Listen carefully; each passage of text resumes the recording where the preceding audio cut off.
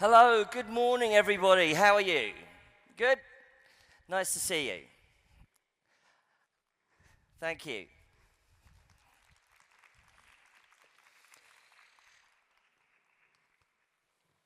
Well, it's the final day of WCIT, and I hope you've had a wonderful time. Also working with DigiTec. I've had a fantastic time here in Armenia. Let's bring the final day together so that we've got fantastic panels, speakers, moderators for you today. Just a few words. We gather in Armenia, a country that has endured millennia of transformations, natural upheavals to the rise and fall of technological eras. As artificial intelligence rapidly advances, reshaping industries, economies, and societies, we find ourselves at a new crossroads. The benefits of AI could be huge, but so too could be the risks. The choices we make about its development and deployment will shape our future. It can elevate us to extraordinary heights or lead us into the unknown. Today, Armenia is set to play a pivotal role, leading humanity on the journey of exploring the potential of AI beyond the limits, but within an ethical framework. On the final day of WCIT DigiTec 2024, let's bring together everything we've learned, discussed, and questioned. How do we make sure that AI remains a tool for collective good? How do we prioritize ethical frameworks while pushing the boundaries of innovation? And most importantly, how do we create a future where AI elevates humanity rather than undermines it? Today's discussions will push these ideas even further. We will explore how AI-driven tools enable deeper collaboration between humans and machines. Our speakers will discuss how AI is reshaping education by enabling personalized learning experiences and explore the role AI plays in making education more accessible, incredibly important for the future and for our children. Making it accessible, inclusive, and efficient for both students and educators. We'll address the global challenges of creating unified AI regulations and ethical standards. Different countries are developing their own frameworks and collaborations, but an international approach is needed. We'll explore how to bridge regulatory gaps, align ethical principles, and foster cooperation to ensure AI's safe and responsible development across borders. Today, we'll discuss how a strong data strategy is important when using AI in business. Companies prioritizing data management, governance, analytics can use AI to drive innovation, improve decision-making, and gain a competitive edge. We'll explore best practices for building data strategies that align with business goals and ensuring AI is integrated into operations for maximum impact. We'll examine how AI empowers creators to streamline workflows and personalize experiences. Our speakers will highlight how AI fosters creativity while maintaining internationality. Oops, stop the phone. AI enables musicians to experiment with new sound, automating tedious processes and reach wider audiences. We'll explore how AI reshapes the music industry from composition and production to distribution and discovery.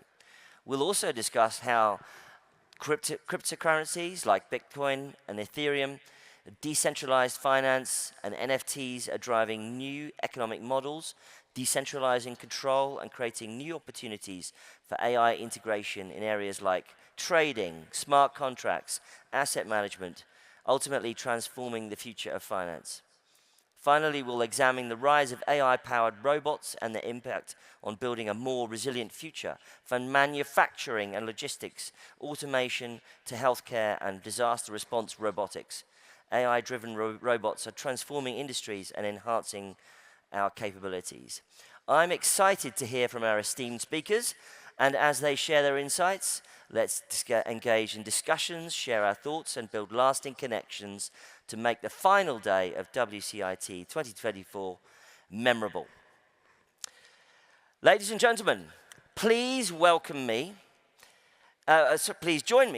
in welcoming Miss Esther Wojcicki, who's Chief Education Advisor at NAC and Chief Academic Advisor at Presto.ai, who's going to share her insights on the creative and communicative power of AI in education. Ladies and gentlemen, please, a round of applause for our first speaker of the day.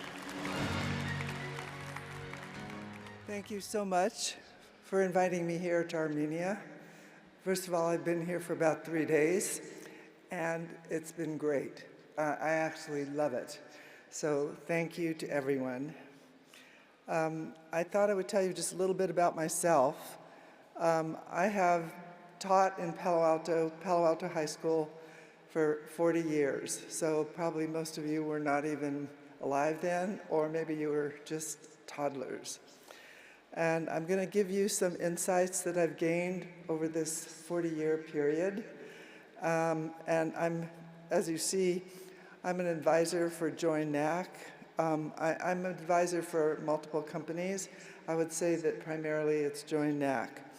I'm also the founder of Palo Alto High School Media Arts Program, and you'll learn more about it in a minute. So the title of this talk is Moonshots in Education. And the reason it's a moonshot is because getting to the moon was really tough. And moonshots in education, it's like going to the moon. Making changes in the education space is really hard. But I do think that AI offers us an opportunity that we haven't ever had before. So AI is changing education. So I'm giving this talk in honor of my daughter, Susan, who was the CEO of YouTube, who passed away just 2 months ago from lung cancer at the age of 56. So if you would like to see a video about me and Susan, you can go to YouTube and just type in our names. I would have played it here, but it would have taken too long. And so I wanted to make sure that, we had plenty of time for this talk. But it's a very entertaining video. And this is actually a little bit about it. I grew up I was born in New York City, and I grew up in Los Angeles, and I'm the child of immigrants. My mother was born in Krasnoyarsk, Siberia. My father was born in Kamenets-Podolsk in the Ukraine. And so I was the first one that was born in the United States. It was pretty exciting, but we were very poor. And you can read about it. Actually, I wrote a book about it. And I realized at the age of 10 that really the only way for me to get out of this poverty situation was education. So that's why it says freedom there. The only way out was education. And that's why I've been promoting education for all the students my whole life, because I succeeded in getting out of a situation that was really difficult, poverty. You also see there TRUSK, T-R-I-C-K, and that stands for TRIC.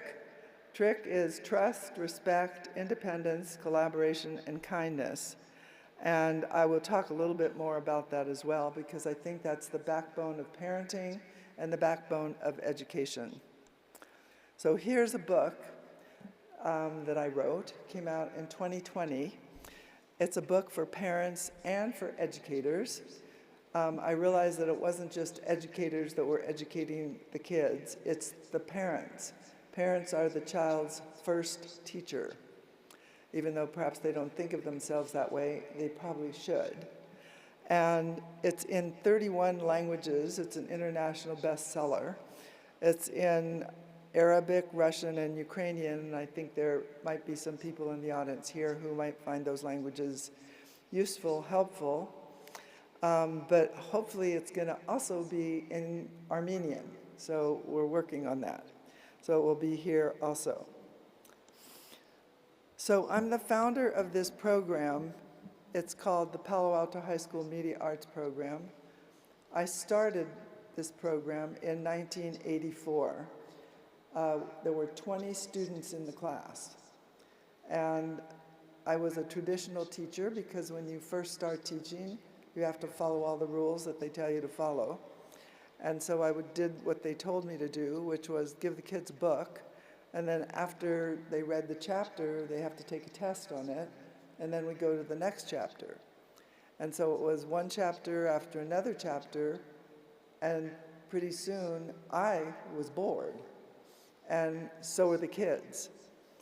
And so I realized that if I wanted to make an impact and I actually wanted to teach them something, I had to throw away the book. So that's what I did. I removed the book, and I brought in real-world newspapers for the kids to read. And they read them every day.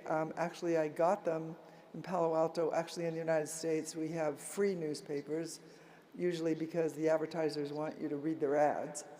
So I just took, 40 copies of the newspaper, and we read the news that way. And it turned out that that was very successful. Kids loved it, and they learned 21st century skills, and you'll hear more about it in just a minute. My goal was to empower students to believe in themselves and empower them to do whatever it was they were interested in doing in the world, not just being a student, not just learning the material, memorizing it, and then forgetting it. It was like, how can you actually achieve your dream, whatever your dream happens to be? So these are some of the publications that the students have. Today the program has 600 to 800 students involved in the program. And these are some of the publications that the students put out. By the way, they're 14 to 18 years old. They run the entire program. And there's the Campanile, which is a newspaper. There's C Magazine. In Focus, which is a broadcast television program every day. And these are just pictures of some of the kids that are there in the program. Photography, news magazine, sports magazine, and then at the end you'll see Incubator that is written there. Incubator is if you're a student in the program and you don't like any of the magazines that you see there and you don't want to write for any of them, well, you can start your own magazine. And so we help them be innovators and start their own magazine. So we also have music, audio and music production, we have television every day, graphic design, video production, and we also have the website. Every program has a website, but then there's a dedicated website that's updated twice a day. It's all by students, run 100% by students. So the question today that's facing American education, it's actually facing education all over the world, is should schools ban or integrate generative AI in the classroom? That is the #1 question facing the whole education space worldwide. And banning it, just look at the idea of banning it. So I remember, I was teaching in the 1980s, as I mentioned. I started in 1984. In the middle of the 80s, calculators came out. And, the school system they didn't know what to do. So they banned calculators in schools. And as a matter of fact, in local schools in Palo Alto area, if you brought a calculator to school, you were expelled. So, and also if you used a calculator in your work, it was not considered, you lost all credit. So calculators were banned. And so the question is, are we banning ChatGPT the same way that we banned calculators in the math classes? So here's one thing. The minute that calculators came out, New York public schools banned ChatGPT. But today, September 2024, they now removed that ban. That's all over the US. Which cities have removed the ban? Well, let's just see. So first of all, it's hard to ban things that are literally everywhere. AI is everything, everywhere, all at once. It's like banning air. Sorry, you can't breathe today. You know, it's ridiculous. So I looked at this adoption curve. So the question is like, how long does it take to adopt? How long does it take 50 million people to adopt something? Just think about it for a minute. How long would it take? Well, here's airlines. Took 68 years for 50 million people to ride on an airline. 68 years. Telephone, 50 years took for people to have a telephone. Electricity, 46 years. Computer took 14 years. Actually, I remember when computers first came out that most of the teachers refused to use computers, by the way. They said that, especially with Google, they said, teaching is going to be obsolete. Kids just have to write what they want to know in the search bar, and then they don't have to do anything else. Cell phone, 12 years took for the cell phone. Internet took 7 years for 50 million people to use it. Twitter, only 2 years, all of 50 million. And it'd be interesting for you to see what's the next one. ChatGPT took 5 weeks. 5 weeks for 50 million people to use it. So 75% of students say, or people actually say they're familiar with ChatGPT. 75%. They're already familiar with it. 50% are using ChatGPT daily, weekly. Actually, these statistics are from about, 3 months ago, so I would say it's probably up even higher than that. The adoption is slower at a younger age. So small children are not using ChatGPT at the same way that they were earlier or later. So 90% of the educators see AI as a beacon for more accessible education. So take a look at what's happening here. Sundar Pichai says, Sundar Pichai, the founder of, or the chief executive of Google, the impact of artificial intelligence is more profound than fire or electricity or anything we have done in the past. This is Saul Khan, Khan Academy. AI has the potential to affect probably the biggest positive information or the positive transformation that education has ever seen. Saul Khan. Bill Gates, the development of AI is as fundamental as the creation of the microprocessor, the personal computer, the internet, the mobile phone. It will change the way people work, learn, travel, get health care, and communicate with each other. AI can reduce some of the world's worst inequities. This is Dean Dan Schwartz, and the dean from the Stanford Graduate School of Education, says generative AI is the most exciting and important thing that has happened in education in generations. How to use AI in education. There are many ways to use AI. So learning differences, multilingualism, using it in a family engagement, assessment and feedback, classroom activities, lesson planning, interactive learning experiences in classrooms, all powered by AI, personalized learning, administration and school management, and understanding how young humans learn and teach.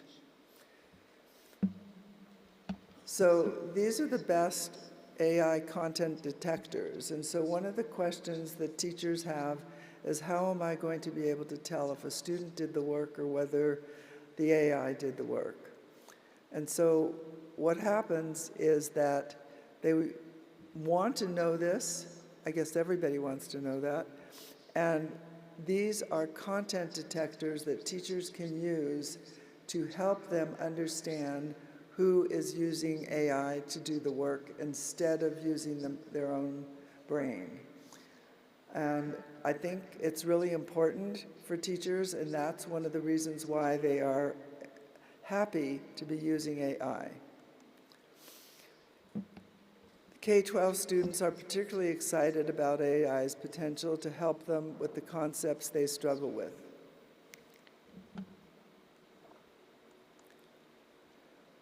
So what and how should students learn in the age of AI? There's a lot of different ways that they should learn.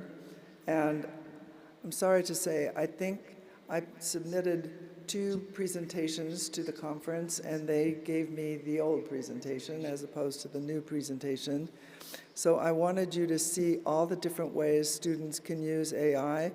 And one of the main things is that it's as a support for the teacher. It is basically a teacher aid. So I, as a teacher, in some of my classes, I had up to 70 students in a class, me and one class of 70 students. So how can you answer the questions of 70 students at once? Well, you can't. And so what I recommend is that the teacher use AI as a support, as like a tutor or as another teacher to help. And so students can work collaboratively together, and then they can ask AI a question, and then when they finish with asking the question and figuring out what they think the answer is, then they can bring it to the attention of the whole class. So my classes were always in groups of 4. And so even though there might have been 70 kids in the class, all I had to do was call roll for the group. And if everybody in the group was present, then they would just respond. It was just much easier for me when they were all in groups.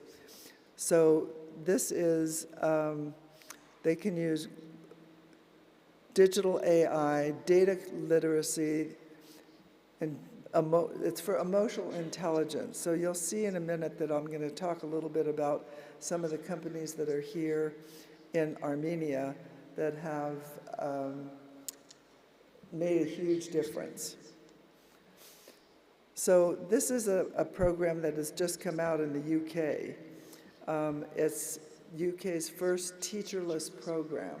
So it started this fall. So it's a whole classroom full of computers and students, and there's no teacher. And the teacher is AI.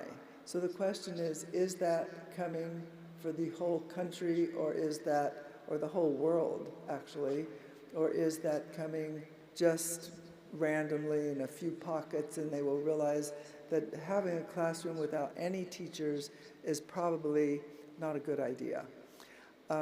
I think you still need to have a teacher. I think they are going to have coaches, but I think for kids, you still need to have somebody that's kind of a leader there helping them, and I think it's important for them to rethink this. So this is what it looks like. They're going to have students there with computers, and then you see there's no teacher involved. So this is Moonshot Pirates. It's an accelerator for students, and the accelerator gives students an opportunity to come up with their own ideas, whatever it is, and it supports them. I don't know whether there's an accelerator here in Armenia, but there should be an accelerator for students. And I think there is a program which I've talked about, TUMO, which does that. So the generative AI market size is growing tremendously, and it's going to be huge by actually every year you can see that it's growing tremendously. I did want to talk a little bit about, and you won't be able to see the slide because, as I mentioned, they gave me the wrong presentation. But there's a little robot here called Moxie. I don't know if you've heard about Moxie. But Moxie it's a really cute little robot, and it can work with up to 50 students at a time, and it teaches executive functioning skills. And it can be used in kindergarten, first grade, second grade, all the way up to maybe fifth or sixth grade. And Moxie is an Armenian company. And it's great to see that, that tool available for people all over the world, and not just here in Armenia. So Sundar Pichai just recently announced a $120 million fund for global AI education. That's huge, so that's going to accelerate it even further than it has been accelerated already. So digital transformation in Armenia is huge.